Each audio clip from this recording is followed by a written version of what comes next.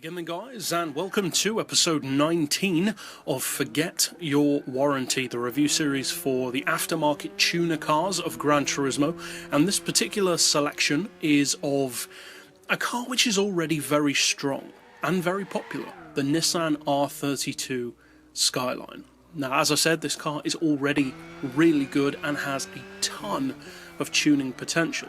So although obviously it makes sense for a tuning company to make a faster version of it, at the same time though, is it really that necessary to have a tuned version, a pre-tuned version that is, on Gran Turismo? Would it just be better, for instance, to tune up your own version? Because of course we have a premium R32 Skyline, so is this car really necessary? Well, I would say yes, but it's not quite as essential as some other tuner cars. Some of them make sense. The Option Stream Z, the Amuse Carbon R, various others are obvious why they're on the game.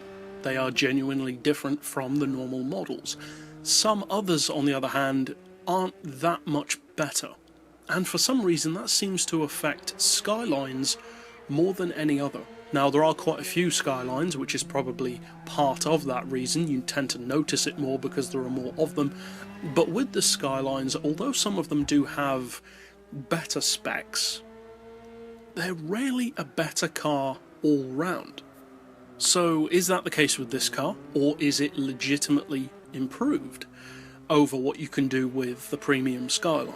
Well, consider what you get. You get a 2.6 litre engine, as you'd assume in a Skyline, turbocharged of course with all-wheel drive, and that engine can be tuned to more power than the premium Skyline, but only 6 horsepower more at 846 horsepower. So it is a very powerful car, but so is the premium one from Nissan.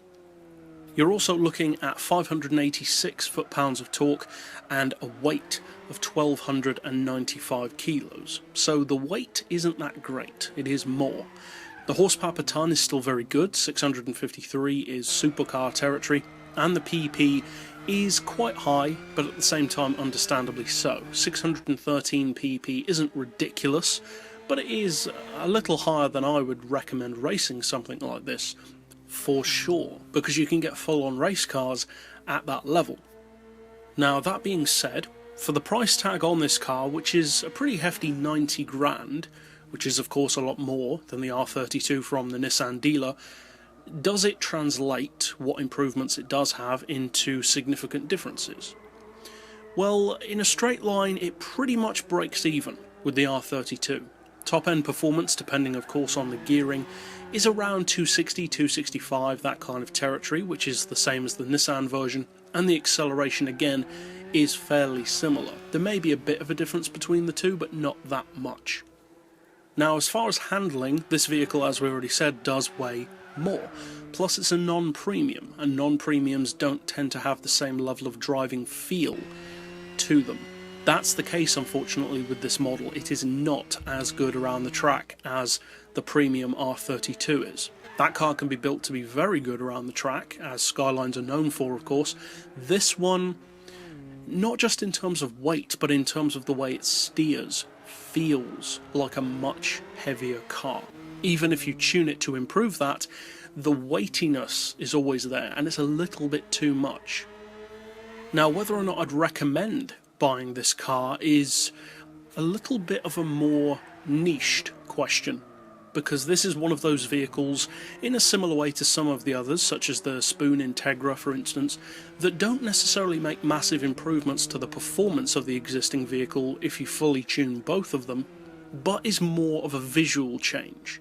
If you are an R32 fan and you want more visual upgrades in the way of a larger exhaust tip, decals on the body, that kind of thing, then this does deliver that.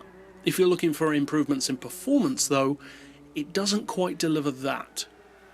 Now, I'm happy to say, as I did say, that it is just as good in a straight line, and that's unusual for an aftermarket tuner car. Often they are worse, especially for top speed.